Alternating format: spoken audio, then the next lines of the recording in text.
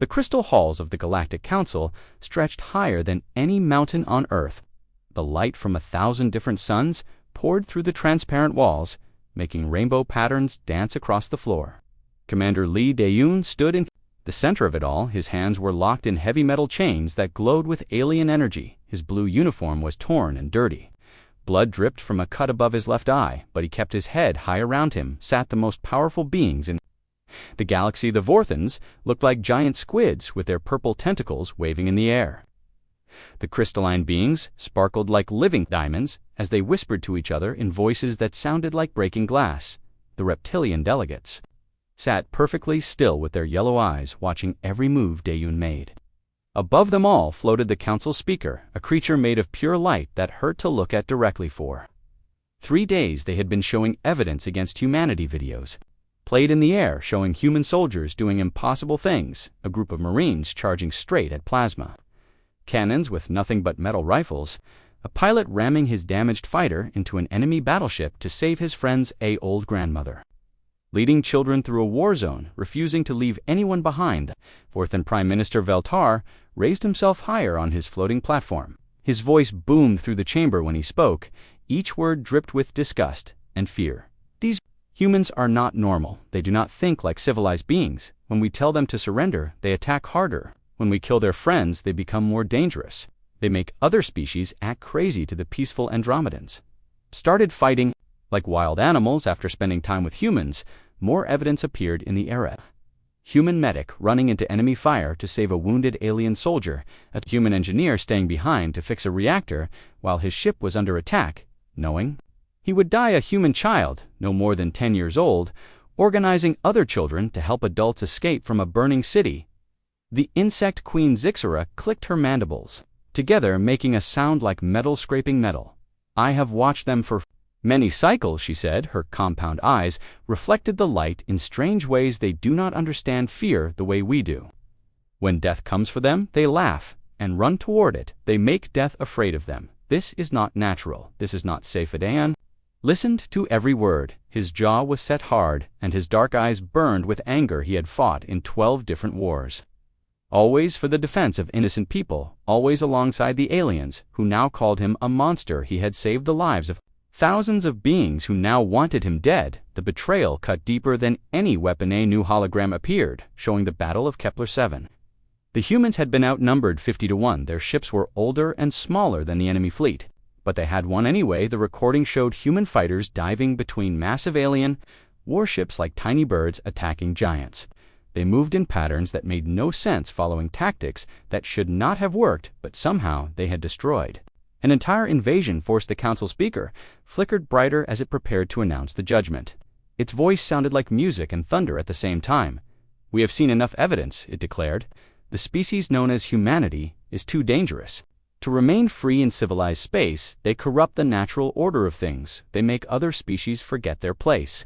They turn cowards into warriors and peaceful beings into fighters. Dae-yoon felt the chains grow tighter around his wrists. The energy field around him hummed with power that could crush his bones in an instant, but he did not try to escape. He wanted to hear every word. They wanted to remember this moment. They fight without honor, the speaker continued.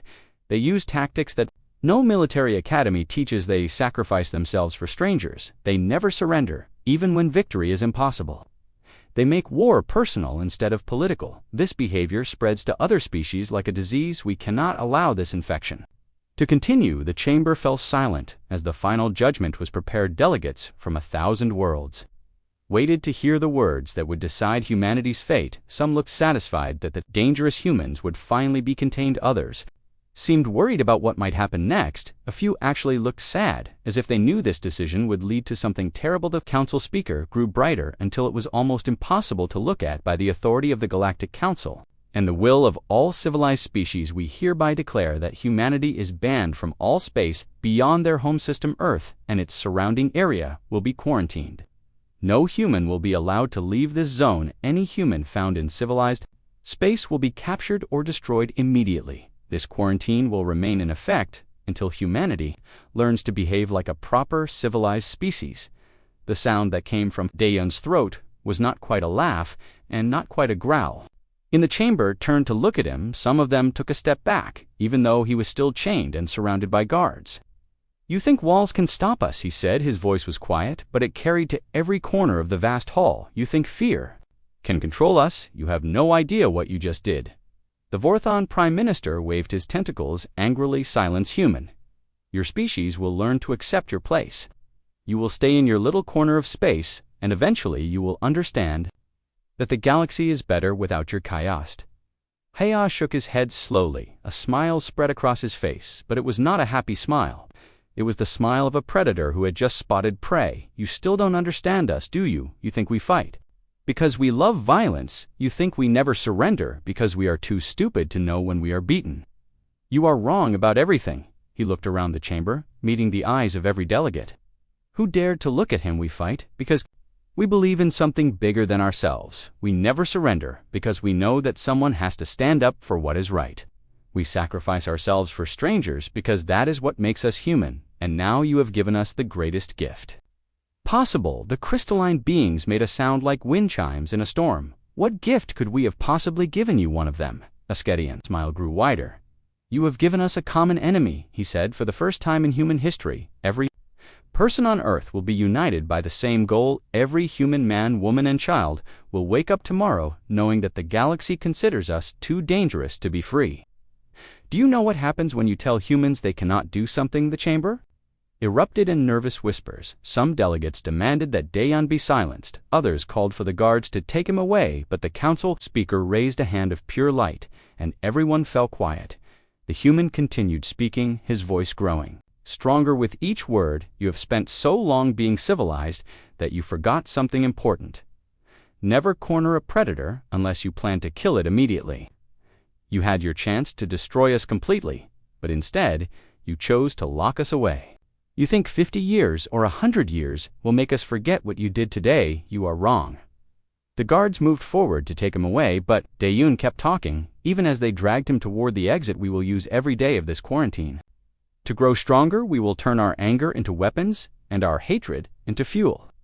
When we break free, and we will break free, you will discover that the humans you feared were nothing compared to the humans you created." The last thing the council heard, as the doors closed behind him, was his voice echoing through the halls, telling them a truth they did not want to believe. The galaxy just made the biggest mistake in its history as the alien fleets escorted the last human ships back toward Earth. The delegates tried to convince themselves they had made the right choice. They had contained the dangerous species.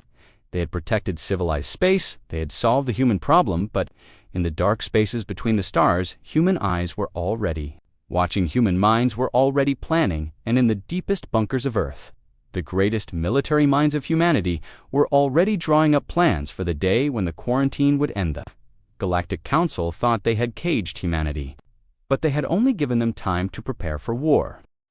50 years had passed since the day Commander Lee Dayon spoke his warning to the Galactic Council. 50 years since humanity had been caged like dangerous animals and told they could never leave their home system, but the aliens, who thought they had solved their human problem, would have been terrified to see what Earth had become. The blue planet that had once been divided by borders and wars was now united under a single banner.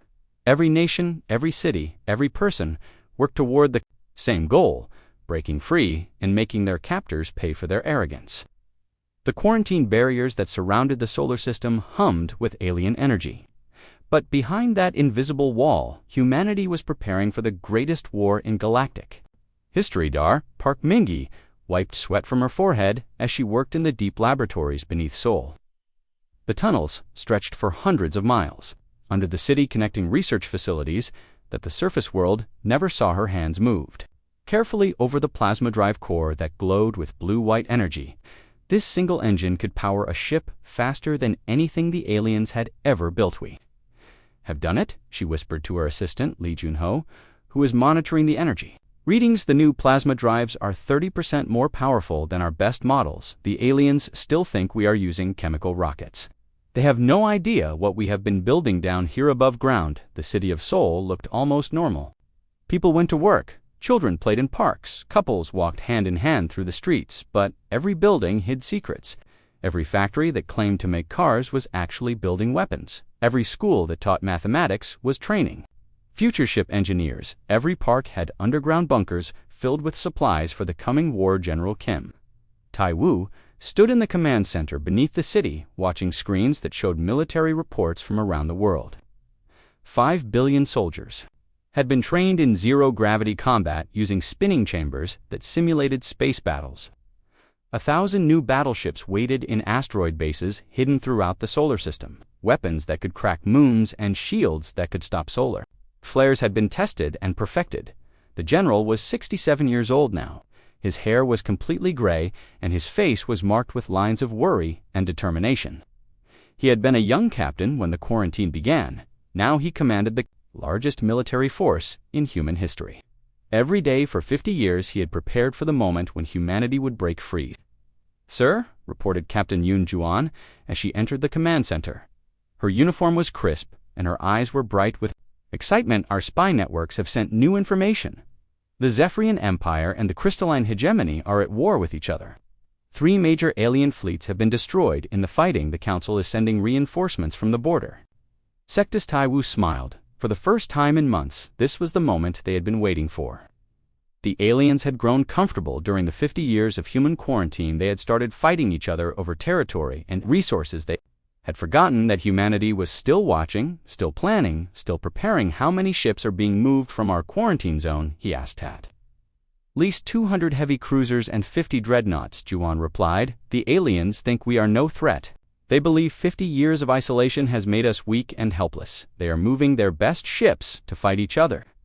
General looked at the star charts that covered the walls of the command center. Red dots showed the positions of alien patrol ships. Blue dots marked the locations of hidden human forces. For 50 years, those blue dots had been growing in number, spreading throughout the solar system like seeds waiting for spring. "Send word to all commanders," he ordered. "Operation Breakout begins in 72 hours. All ships are to move to their assigned positions. All ground forces are to prepare for immediate deployment. The quarantine ends." New in the outer reaches of the solar system, Admiral Choi Sung-yin stood on the bridge of the battleship Indomitable. The ship was a monster of metal and energy weapons, stretching 3 kilometers from bow to stern. Its hull was black as space itself, and covered with armor that could withstand direct hits from alien plasma cannons. The ship had been built in secret over 20 years, using materials mined from asteroids and technology developed in hidden laboratories around the Indomitable.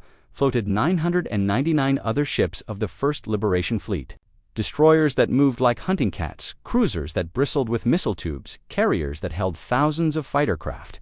Each ship had been designed with one purpose: to break through alien defenses and carry the war to the species that had imprisoned humanity. "Admiral, sir," reported Commander Song Hyun-soo from his position at the tactical station.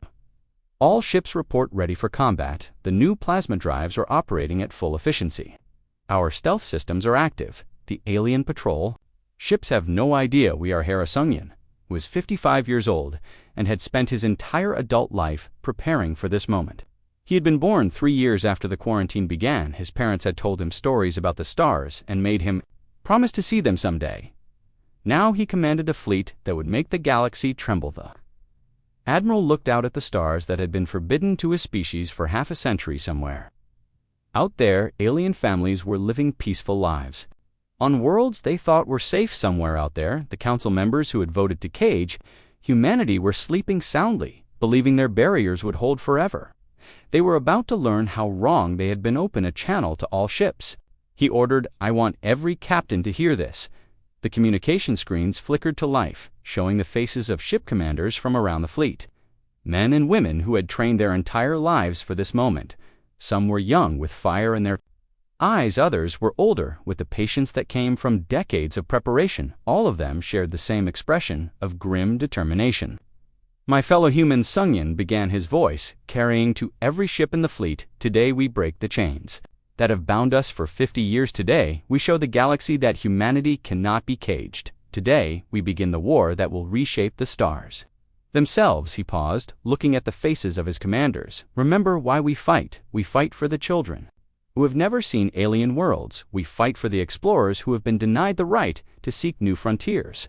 We fight for the memory of Commander Lee Dae-yoon, who warned the council what would happen if they tried to contain Usta alien species. thought they could quarantine us like a disease. They thought 50 years would make us forget our anger. They thought isolation would make us weak. Instead, they gave us time to prepare. They gave us a common enemy. They gave us the greatest gift. Any warrior can receive the absolute certainty that their cause is just all ships.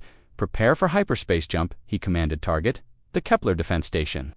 We will announce our freedom with the destruction of their strongest fortress. We will show them that the humans they caged were nothing compared to the humans they created.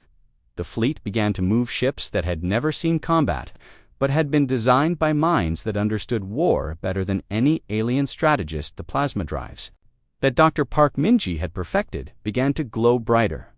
The weapons that had been tested in secret began to charge with deadly energy. The shields developed from 50 years of research shimmered into existence around each hull in the command centers. On Earth, billions of people watched the screens that would show them their liberation. The quarantine zone that had held them prisoner was about to be shattered. The aliens who had voted to cage humanity were about to face the consequences of their decision. Admiral Sungyin raised his hand, and every eye in the fleet was on him. For 50 years we have been patient, he said. For 50 years we have been preparing. Now it is time to remind the galaxy why they feared us in the first place. His hand dropped, and 1,000 human ships vanished into hyperspace, carrying with them the hopes and dreams and fury of an entire species. The quarantine was over. The age of human vengeance had begun. The Kepler defense station floated in the darkness between stars like a metal moon covered with weapons. Its surface bristled with plasma, cannons, missile tubes, and shield generators that could stop entire fleets. The station was home to 50,000 alien soldiers from 12 different species. It had been built specifically to watch the quarantine zone around Earth and make sure no human ship ever escaped. Commander Vexstar of the Reptilian Defense Corps stood in the main control room watching the endless displays that showed empty space around the station. For 50 years. Those screens had shown nothing but patrol ships making their routine rounds. For 50 years. The humans had stayed locked behind their energy barriers like good prisoners. For 50 years, everything had been peaceful and boring. The station commander was getting old. His green scales had started to turn gray around his eyes, and his movements were slower than they had been in his youth. He had been assigned to the post because it was considered safe duty. The humans were contained. The war was over. There was nothing here but maintenance work and paperwork, sir. Called out sensor operator Kixera from her position at the scanner controls. I am picking up strange energy readings from Sector 7. The patterns do not match any known ship designs. Vexstar barely looked up from his reports. Probably just solar radiation or meteor shower, he said dismissively. Run a Level 2 diagnostic and file a routine report. The young operator was staring at her screens with growing alarm. Sir, these readings are getting stronger. Whatever is out there, it is big, very big, and it is moving toward us for the first time in months. Vexstar felt a flicker of concern. He walked over to the sensor station and looked at the displays. What he saw made his blood turn cold. The energy signatures were unlike anything in the alien database's. Ships were materializing out of hyperspace, but they were moving faster and burning brighter than any vessel he had ever seen. Red alert, he shouted as alarms began blaring throughout the station. All hands to battle stations. Raise shields, charge all weapons, contact Fleet Command, and tell them we have unknown contacts approaching the quarantine zone. The station came alive with activity. Soldiers ran to their posts. Weapons that had not been fired in decades began warming up.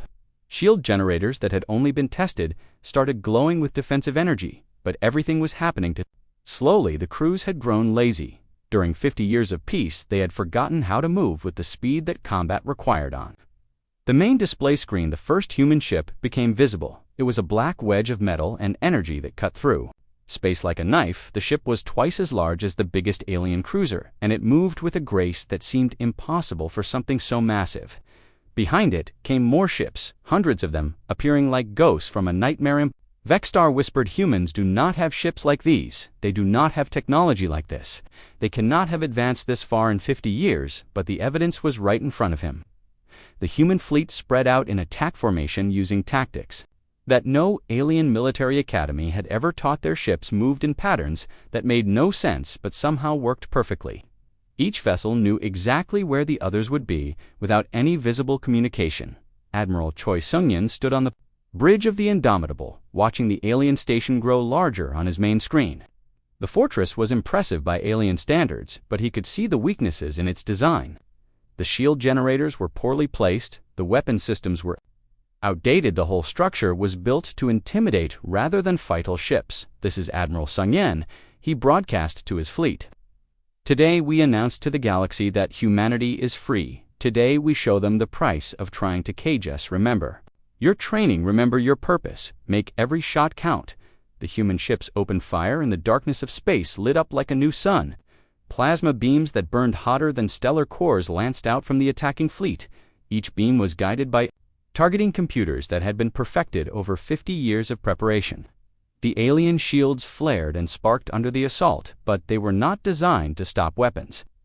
This powerful Lieutenant Han Jiang led the first wave of boarding shuttles. As they raced toward the station hull, her heart was pounding, but her hands were steady on the controls. She had trained for this moment her entire life. Every simulation, every exercise, every test had prepared her for the chance to fight the species that had imprisoned her people. The shuttles slammed into the station docking bays, and the doors burst open. Human Marines poured out wearing powered armor that made them faster and stronger than any alien warrior. Their weapons fired streams of superheated plasma that cut through enemy defenses like paper. Their movements were coordinated by battlefield networks that let them fight as one mind in many bodies. This is for 50 years of prison, Han Jiang shouted as her rifle burned through an alien defensive barrier. This is for telling us we were too dangerous to be free. The alien defenders tried to rally, but they had never faced anything like human Marines in combat. The humans moved like wolves hunting in a pack. They used tactics that seemed insane but worked perfectly. They took risks that no sane soldier would take and somehow survived them. Aelin, the station command center Vexstar, watched his fortress crumble around him. Deck after deck fell to the human assault. His soldiers were brave, but they could not match the fury of warriors who had been waiting 50 years for this fight. The humans fought like they had nothing to lose, because in their minds, they truly had nothing left to lose. "How many ships do they have?" asked his tactical officer unknown. Sir, came the reply. "Our sensors cannot get accurate counts. They are using some kind of stealth technology we have never seen before. But estimates suggest at least 1,000 vessels, 1,000 ships." Vex repeated the number, but it made no sense. The humans had been quarantined. The aliens had watched them constantly. How could they have built so many warships without anyone noticing? The answer came to him in a moment of terrible clarity. The humans had not just been sitting behind their barriers for 50 years, they had been preparing. They had turned their entire solar system into a weapons factory. They had united their whole species around a single goal: revenge. The main blast doors to the command center exploded inward, and human Marines stormed inside. They moved with deadly precision, their weapons tracking multiple targets at once. Their armor was scarred from battle, but none of them showed any sign of injury or fatigue, ordered Lieutenant Han Jiang as she pointed her plasma rifle at the alien commander. "You have 30 seconds to decide whether you want to live." Or de Vexter looked around at his remaining officers. Some of them were reaching for their weapons. Others were raising their hands in surrender. He thought about the 50,000 soldiers under his command and made the hardest decision of his military career: "We surrender." He said the words, tasting like poison in his mouth. "Smart choice," Han Jiang replied, but there was no warmth in her voice. "You aliens spent 50 years telling us we were too dangerous. Now you get to see what dangerous really looks like." Within 6 hours, the Kepler defense station was nothing but scrap metal floating in space. The human fleet had lost only 3 ships, while completely destroying the most powerful fortress in alien space. It was a victory that sent shockwaves through every alien government. News of the attack spread through the galaxy faster than light itself. Species that had voted to quarantine humanity suddenly remembered why they had been afraid.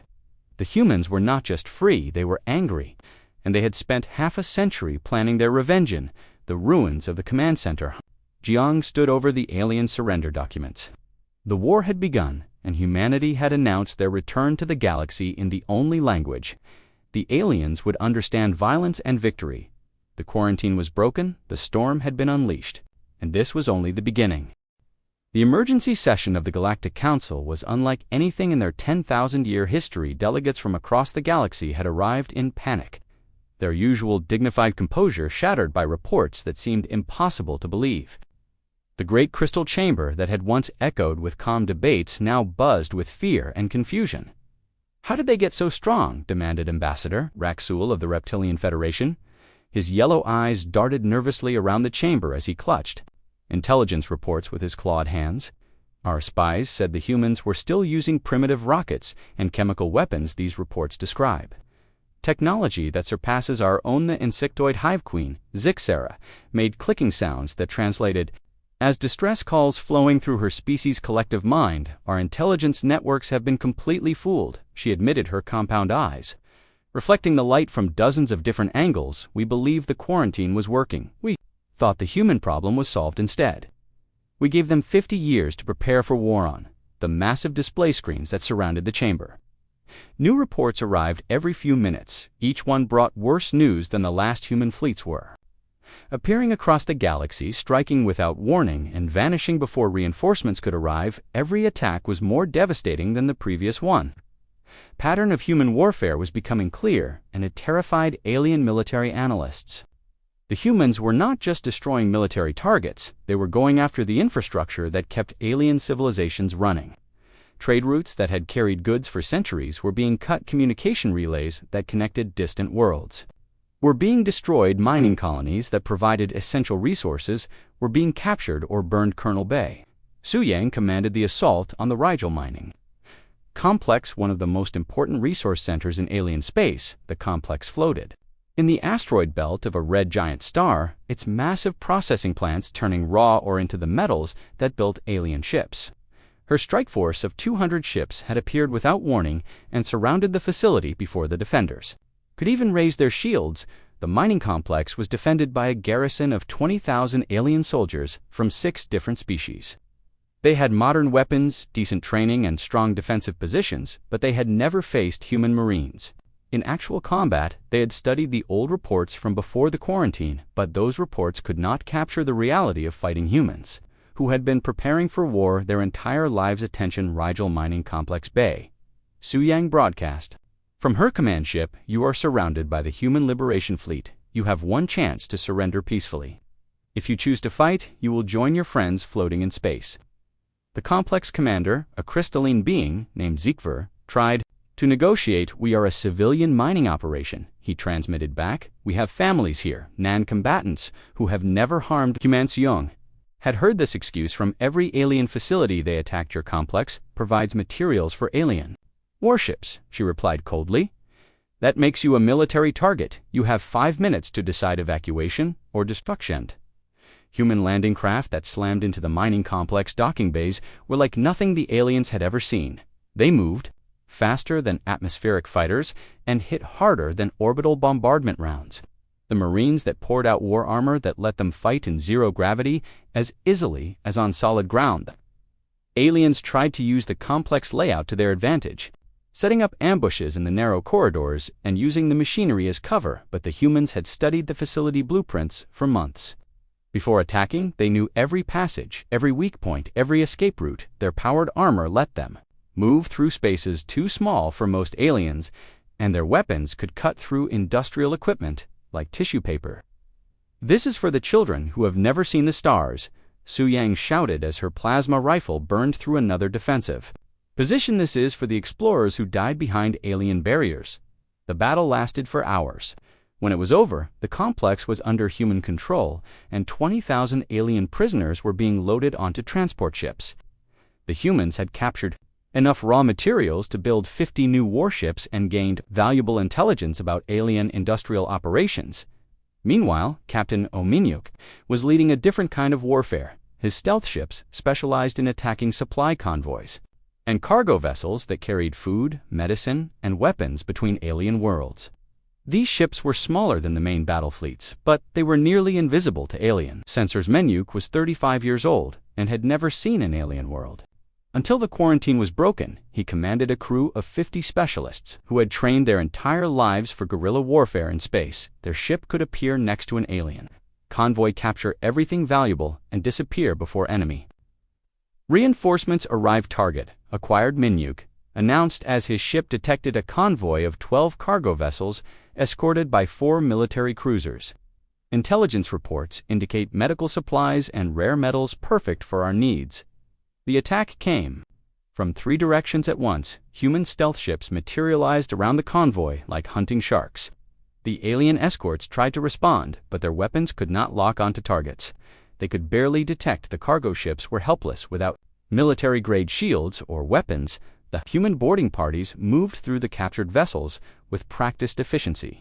Everything useful was transferred to their ships within 30 minutes. Food supplies that could feed human colonies, medical equipment that could save human lives, metals and crystals that could build more human warships.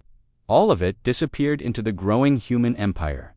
"You want to know our secret?" Minyok told his crew as they watched the empty alien hulks drift away. "Into space, the secret is that we never forgot what they did to us. While they grew comfortable, we grew hungry, hungry for freedom, hungry for justice. Hungry for revenge. Human victory brought more ships out of hiding. The galaxy was learning that humanity had spent 50 years building not just weapons, but an entire shadow empire, bases hidden in asteroid fields, shipyards constructed inside dead moons, supply depots scattered across uninhabited star systems. The aliens had watched Earth itself, but they had never realized that human expansion had already begun in secret. The quarantine zone had been turned into the largest military-industrial complex in galactic history. Every rock, every comet, every piece of space debris had been turned into a tool of War General Kim Tae-woo received reports from across human space as he stood in the deep command bunkers beneath. Seoul, the strategic situation was better than they had dared hope. The alien governments were in chaos, their fleets scattered across multiple fronts, their leadership paralyzed by the speed of human advancer, reported Captain Yoon Ji-won as she entered with the latest intelligence. The Vorthan Prime Minister has requested a meeting with human representatives, he claims. They want to discuss a ceasefire. Tae-woo laughed, but there was no humor in the sound. A ceasefire, after 50 years of imprisonment, they want to negotiate. Tell the Vorthan that humans do not negotiate with jailers. We accept only unconditional surrender. That alien species that had once looked down on humanity as primitive. Warmongers were discovering that they had created something far worse than they had feared. The humans were not just good at fighting, they were good at everything that war required.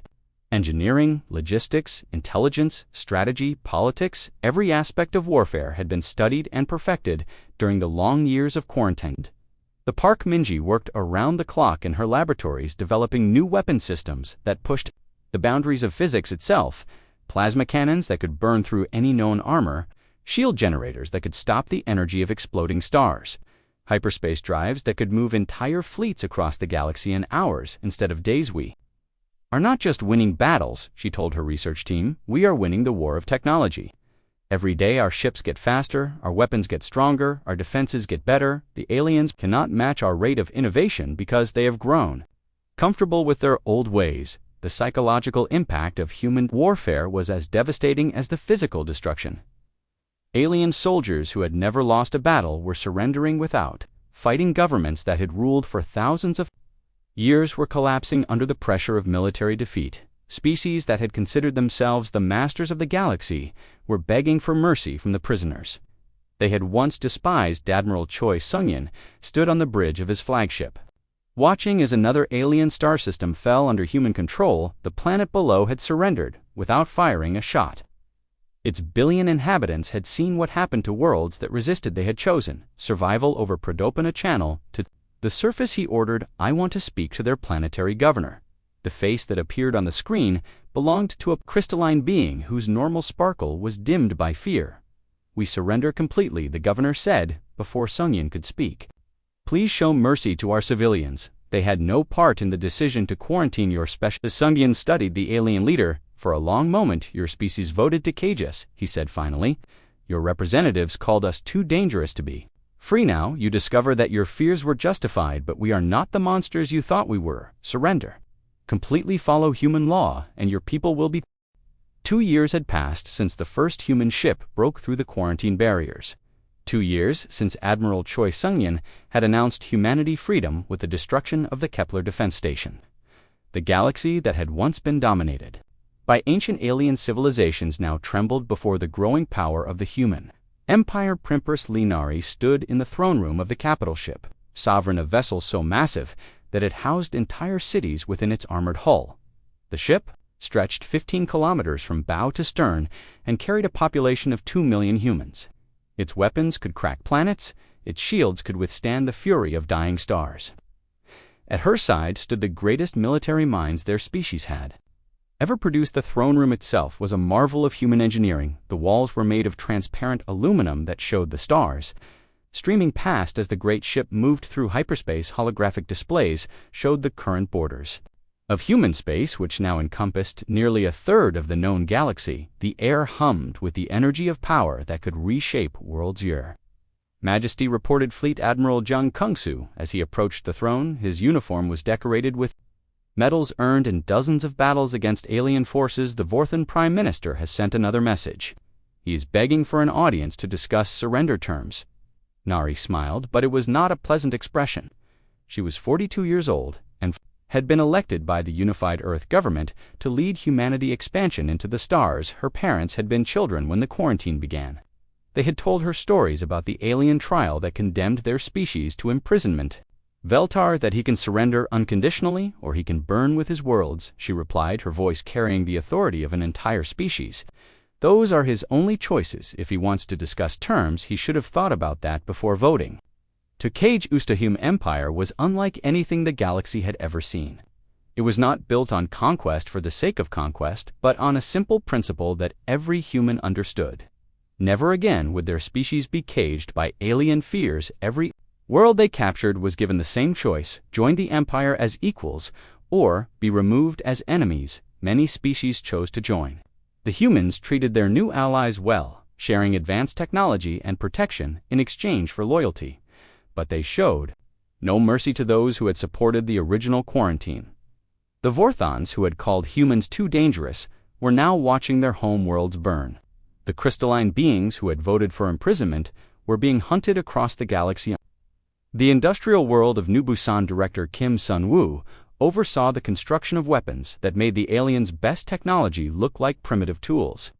The planet had been transformed into the largest weapons factory in galactic history. The surface was covered with manufacturing plants that worked around the clock, producing ships, weapons, and equipment for the expanding human fleet.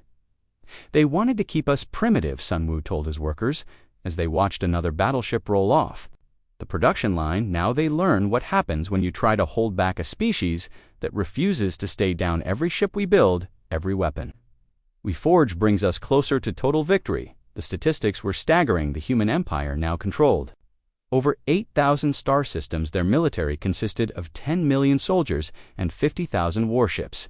Their industrial capacity exceeded that of all remaining alien civilizations combined, and they were still growing stronger every day. But it was not just military power that made the human empire dominant, it was the way they fought wars. The aliens had spent thousands of years developing rules for civilized combat. They attacked military targets, respected surrender flags, avoided civilian casualties, followed ancient codes of honor that limited the scope of conflict. Humans followed no such rules. General Kang Ji-hoon stood in the command center on the fortress world of New Seoul, watching as his forces prepared for the final assault on the remaining alien strongholds. He was 60 years old and had spent his entire adult life planning for this moment. The liberation of humanity and the conquest of those who had imprisoned them, Sir, reported Colonel Han Murray as she reviewed the latest intelligence reports. The Council has assembled their largest defense fleet in history. 1 million ships are waiting at their home system. They have weapons capable of destroying entire solar systems. Good, Ji-hoon replied, his scarred face showing no emotion. Let them gather their forces in one place. It will make our victory more complete. When we destroy their final fleet, the galaxy will know that the age of alien rule is over there. Human approach to warfare was based on a simple concept that terrified their enemies: total commitment to victory. Alien generals fought to achieve political objectives and were willing to accept strategic defeats if they served larger purposes. Human commanders fought to destroy their enemies completely and permanently. This difference had decided the outcome of the war before it truly began. Admiral Park Sung-jin commanded the Third Fleet as it moved through hyperspace toward the alien capital system. His force of 5,000 ships was one of 12 human fleets converging on the Council homeworld. Each fleet was larger and more powerful than anything the aliens had possessed at the height of their empire. The admiral was reviewing tactical plans when his communications officer announced, "An incoming message, sir. We are receiving a transmission from the council speaker itself. It claims to want to negotiate a peaceful resolution. Put it through Sungjin." Ordered. The image that appeared on the main screen was the same being of pure energy that had condemned humanity 52 years earlier. The council speaker flickered with patterns that indicated extreme distress. Admiral Park. "Sungjin," it said, the translated voice sounding tired and defeated, "we request a ceasefire to discuss terms. For ending this conflict, the Galactic Council is prepared to make significant concessions to achieve peace." Sungjin studied the alien entity that had once seemed so powerful. In the old recordings from the trial, the speaker had blazed with righteous authority. Now it was dim and uncertain, like a dying star. "The only terms we accept are unconditional surrender," he replied. "Total dissolution of the Galactic Council, complete human control over all former Council territories, full reparations for 50 years of imprisonment. Those are not negotiations, those are requirements." The speaker flickered more rapidly, "But surely some compromise is possible. Your empire has grown beyond all reasonable size. You control resources enough to satisfy any reasonable ambition. Why continue this destruction?" "Because you still do not understand us," Sungjin answered. "We did not start this war for resources or territory or power. We started this war because you told us we were too dangerous to be free. Were right to fear us, but you were wrong to think you could contain us on Earth itself." The transformation was complete. The blue planet that had once been divided by petty national conflicts was now the beating heart of an interstellar empire. Cities had been rebuilt to accommodate the wealth flowing in from conquered alien worlds. Technology had advanced beyond the wildest dreams of the generation that had been quarantined children, who had been born after the liberation. Played in parks where alien refugees worked as gardeners and servants. The species that had once looked down on humanity as primitive were now the lowest class in human society. It was not cruelty, but justice. The aliens had made their choice 50 years ago. Now they lived with the consequences. Dr. Park Minji now served as the Minister of Technology for the entire empire. Her laboratories had been expanded across dozens of worlds where the brightest human minds worked to push the boundaries of science even further. They had already surpassed alien technology in every field. Now they were developing tools that could reshape reality itself. "We have become everything they feared," she told the Empress during their weekly briefings. "We have united our species under a single government. We have turned our entire civilization into a war machine. We have made ourselves into the apex predators of the galaxy." The most important change was in the human spirit itself. The quarantine had done something to their species that the aliens had never intended. It had given them a sense of unity and purpose that transcended every other consideration. Every human, from the poorest refugee to the Empress herself, shared the same core belief. Ever again would they be caged. The alien resistance was crumbling under the weight of human determination. The Council fleets that had once seemed invincible were being destroyed one by one. The ancient civilizations that had ruled for millennia were collapsing into chaos. The galaxy itself was being remade according to human vision. Empress Narai stood before the great viewing wall of her flagship, watching as the final alien strongholds fell to human assault. The war was almost over. The victory was almost complete. Soon, every star in the galaxy would shine under human rule. "They tried to make us prisoners," she said to her assembled generals and admirals. "Instead, they made us conquerors. They tried to limit our expansion. Instead, they gave us a reason to claim everything. They tried to contain humanity. Instead, they created an empire." The age of alien dominance was ending. The age of human rule was about to begin. And the species that had once condemned humanity as too dangerous to be free were about to discover just how dangerous humans could become when they had nothing left to lose and everything to gain. The final battle for the galaxy began in the Nexus system, home of the Galactic Council and the ancient seat of alien power for 10,000 years. The system contained 12 worlds, each one a center of government, commerce, or military might. At its heart lay the capital planet Centralis, where the crystal halls of the Council had witnessed the rise and fall of countless civilizations. Now those same halls would witness the birth of the human empire, the alien defense fleet that waited in the outer system was the largest military force ever assembled in galactic history.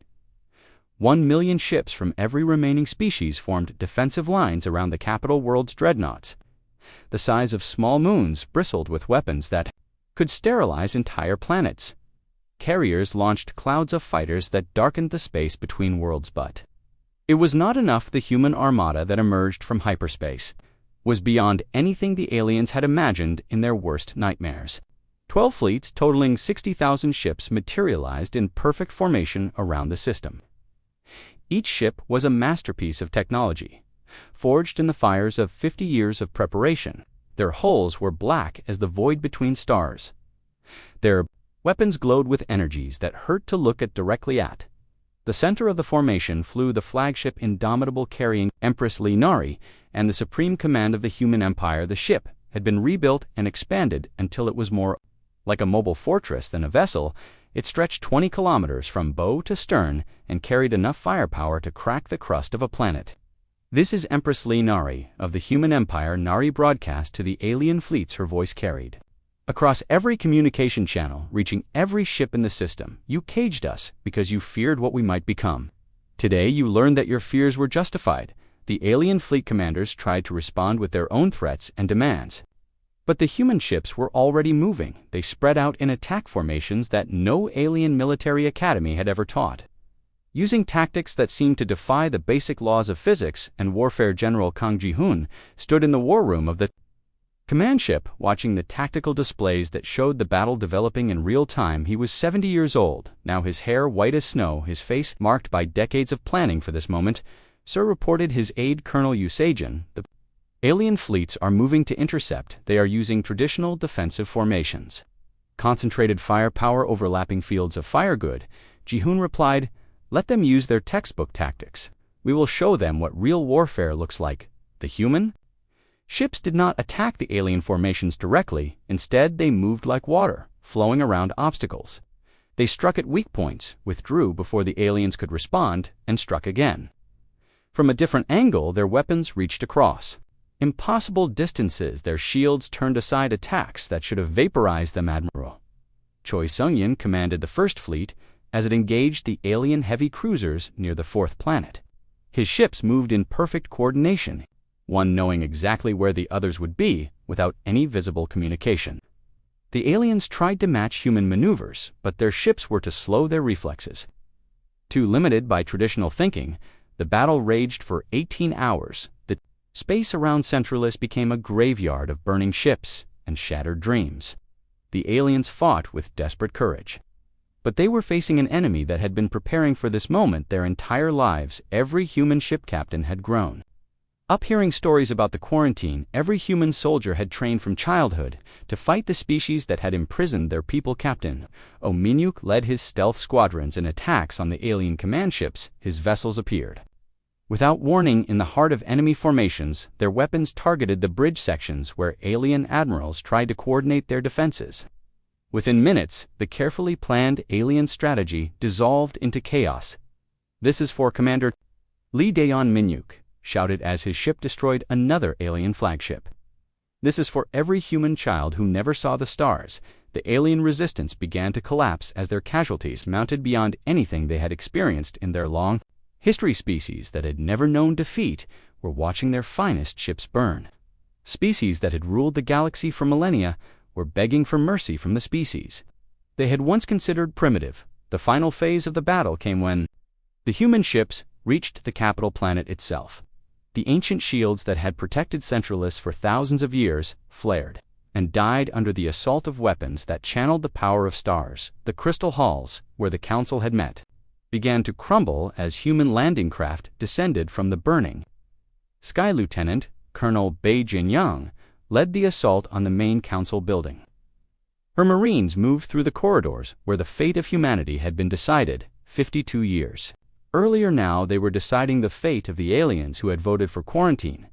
The remaining council members had gathered in the central chamber where Commander Lee Dae-yoon had once stood in chains.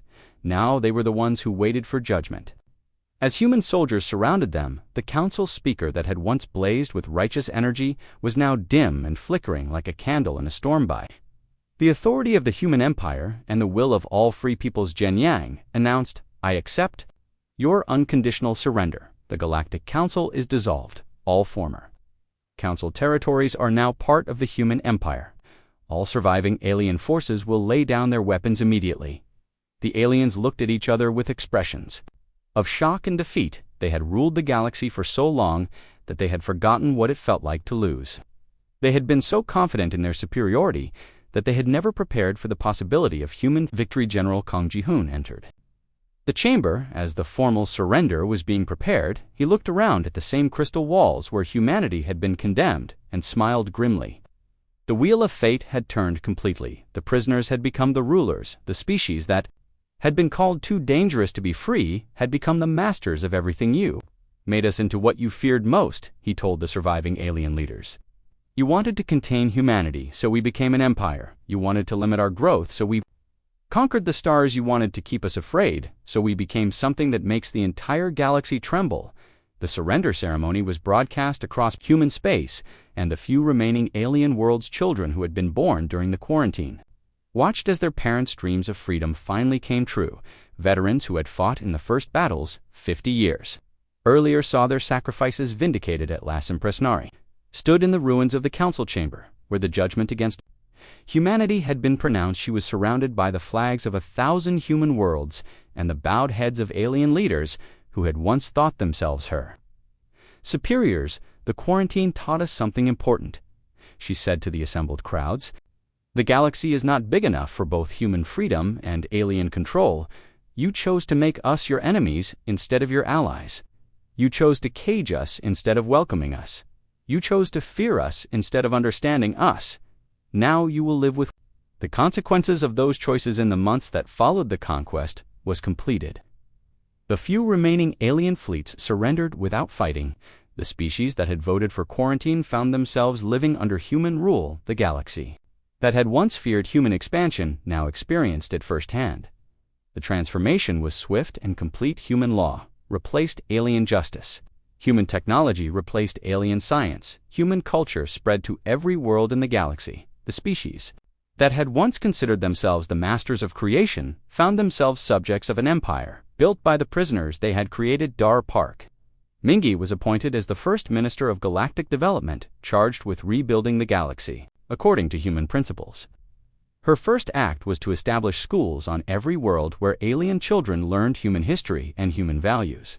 They learned about the quarantine and the liberation. They learned about the price of trying to cage a species that refused to be contained. The galaxy had learned the hardest lesson possible.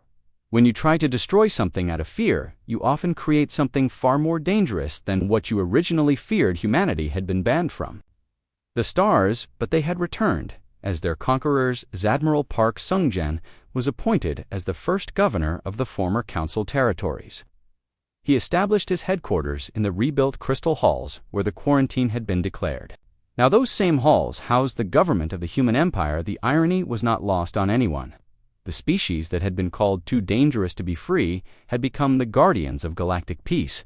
The prisoners had become the wardens. The outcasts had become the rulers. 50 years after Commander Lee Dae-yoon had warned the council about the consequences of their decision, his words had proven prophetic. The aliens had made the biggest mistake in galactic history. They had given humanity a common enemy and then given them time to prepare. The age of alien dominance was over. The age of human rule had begun. And in the rebuilt halls of power, human leaders made sure that the lesson would never be forgotten. Never again would any species try to cage humanity. Never again would fear be allowed to triumph over freedom. Never again would the galaxy make the mistake of underestimating the species that had turned imprisonment into empire. The humans had been